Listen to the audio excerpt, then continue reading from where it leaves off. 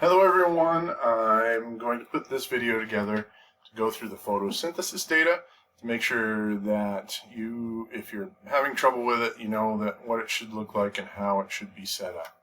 So a lot of this is already done, but what I'm going to go through is just sort of review on how to do, how we set all of this up. So for each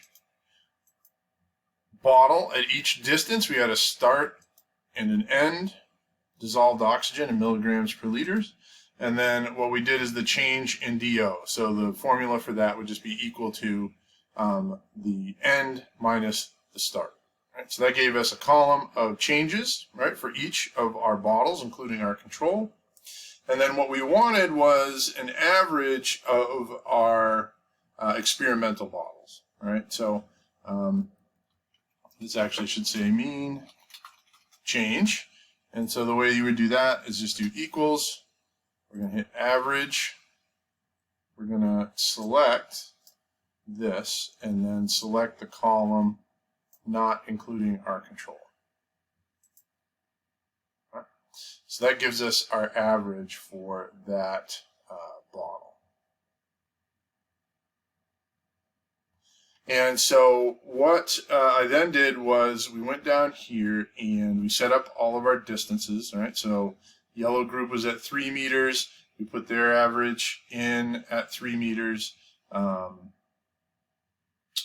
Pink was 2.5, so we've got their average down here, which should be different. 1.7, we call that. All the way down the line. The other thing I did is I took each of our controls and we did an average for our controls because they were basically all the same to each other, right? We kept them in the bag. They were in complete darkness, right? And once I got that average, I went and put that in for our control here. And then this, remember the U moles per meter per second is the units that were used for our light meter. You can think of this as being the brightness of the light, right? The bigger the number, the brighter the light was.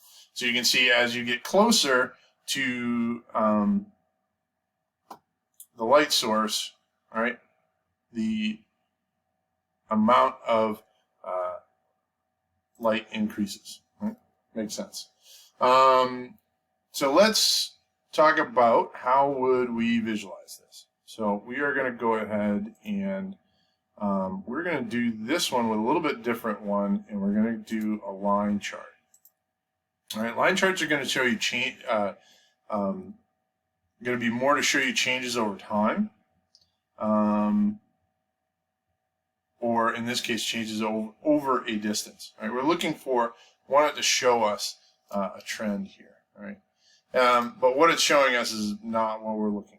So we either need to go here or we need to go up to design and select our data. Right? So on our x-axis, we want to have our millimoles per second. Right? So our horizontal, we're going to go ahead and hit edit, and the label range is going to be these numbers. All right, so we hit OK there. And then we only want on our y-axis the average change. Right. And so we're going to hit OK there. All right, so that gives us our average change in DO over time. Sorry, I keep saying that.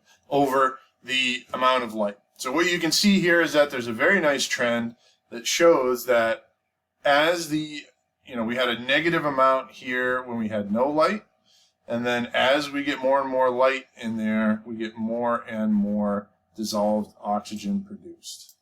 Right. So don't forget, we're going to get rid of that title. We're going to get rid of that title. We're also going to go up to design and add in axis titles, right? Both horizontal and vertical. In this case, the axis title would be light level in U moles per meter second. And this one would be change in DO in milligrams, mg per liter. Okay. Yeah, and that's about it. There's one other thing you can add. It's not really necessary. I did in class add a trend line to this, but you can look at it and see that there's a little bit of a blip here, but in general our trend is upward. Right? So you guys should see something along those lines. Now, what is going to be more complicated is how to statistically show that there is a difference between all of those means. So what we're going to have to do is set up our columns for each of them. So we can just do them in the order they're in. So let's go ahead and I'm going to copy the header from there. So I did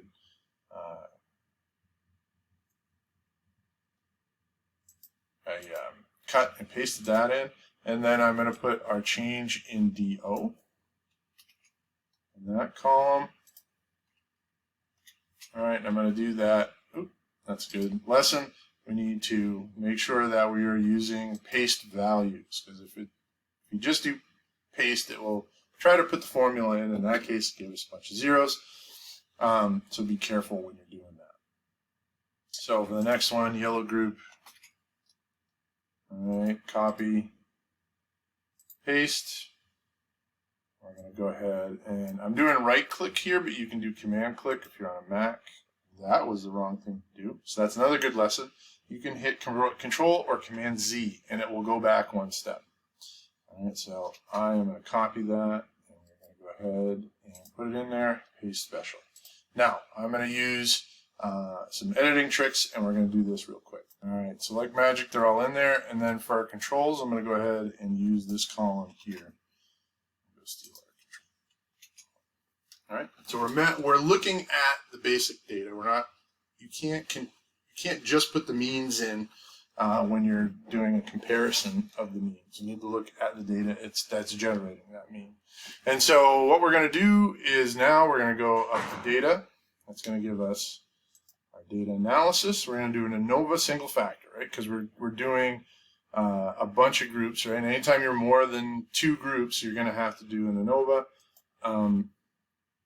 And so our input range, we're going to highlight all of our columns here. All right, they're in columns, so we make sure columns is checked. And then our output range, we're going to go ahead and just select a square somewhere empty, and we're going to hit OK. All right, so the big thing here is it gives us our p-value.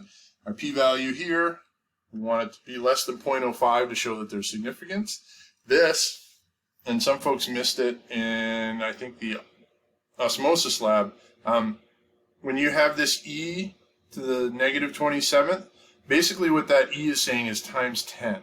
And so this would be 6.83 times 10 to the negative 27th. So it's would be the point and then 26 zeros in front of it before we have that 6.83. All right, so it's a very low p-value, so it's telling us that yes, there is definitely a difference between these your 6 groups. All right, so that is the sort of thing you are going to need to do to handle your data for the photosynthesis lab. I hope this helps. If you guys have any questions, just email me, let me know, and we can help you get this stuff figured out. All right, see you in lab.